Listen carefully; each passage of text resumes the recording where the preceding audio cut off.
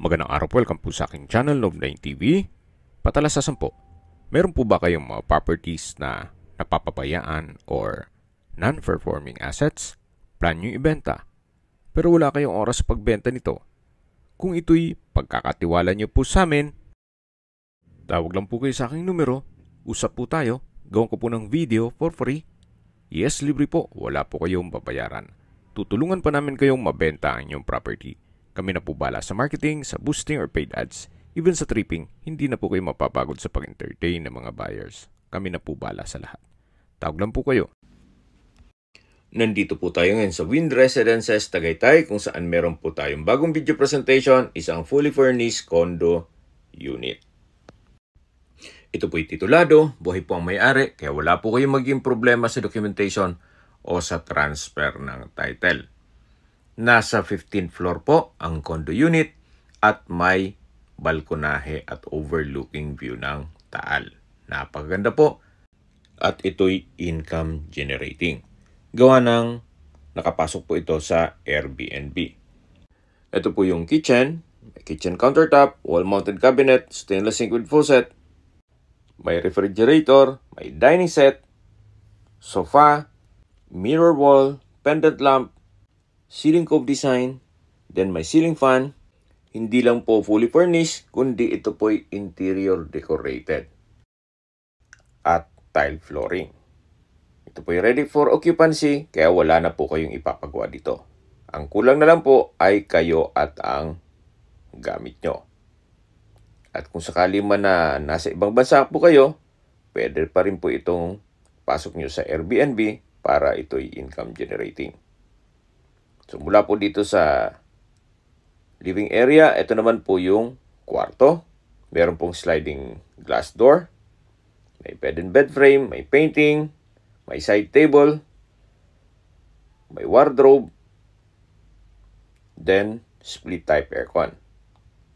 Naka-ceiling cove design na rin po dito. At hanggang dito po, ito po yung naka-tile flooring. Punta po tayo dito sa balkonahe, kung saan napakaganda po ng view. Meron po ditong coffee table. Yan po, tunghayin nyo po itong napagandang tanawin. Yan po yung Taal Lake, then Taal Volcano. Napakatahimik po ng lugar, sariwang hangin, at malamig po ang klima. Marami po kayong magiging guest dito kasi po in demand itong mga condo unit na facing Taal. At mula po dito matatanaw natin ang mga restaurants at coffee shop sa baba nito. Tunghayin nyo po ulit bago tayo bumalik sa loob. Napaganda po, very relaxing tong view.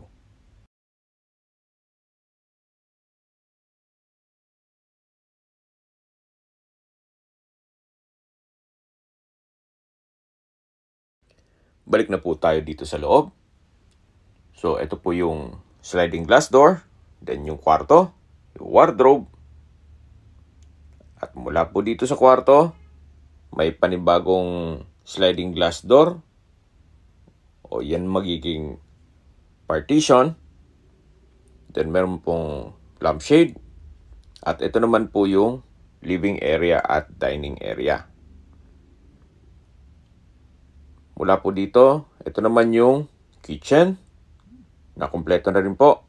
May wall-mounted cabinet, microwave, stainless sink with faucet, kitchen countertop, range hood, at kitchen cabinet.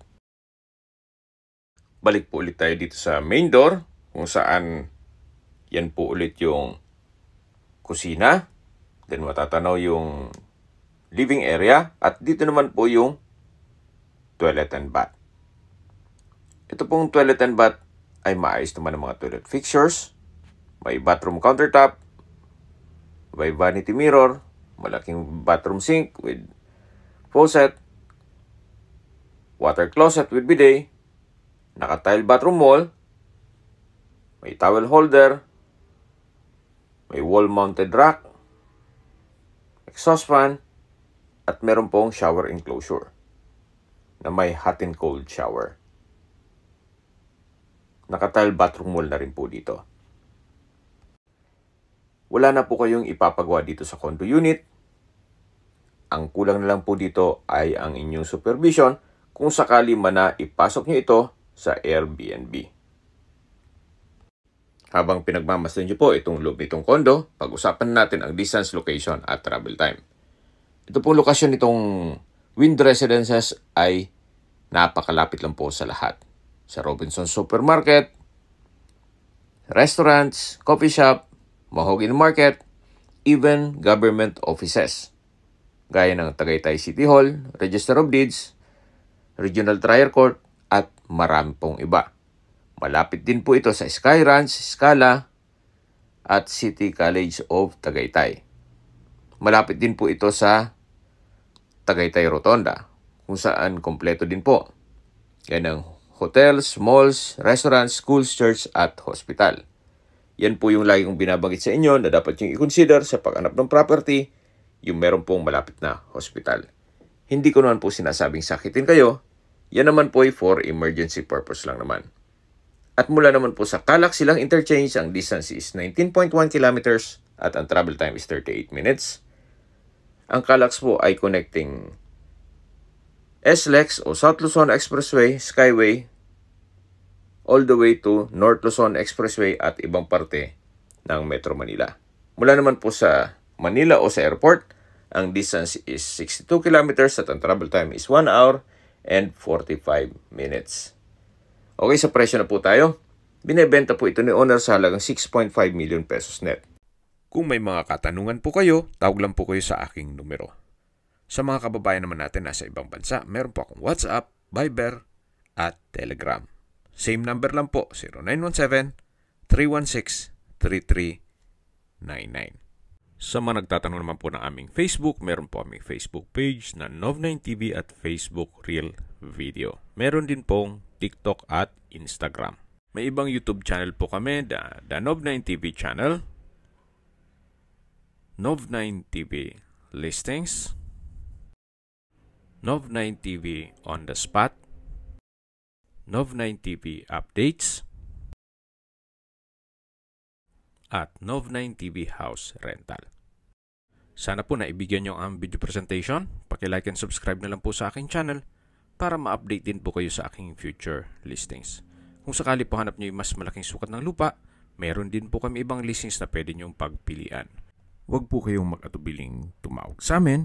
Then, let us know your budget para malaman namin kung anong property pwede naming ilong sa inyo. Sa lahat pong viewers, subscriber at nagtiwala po sa amin, salamat po sa suporta.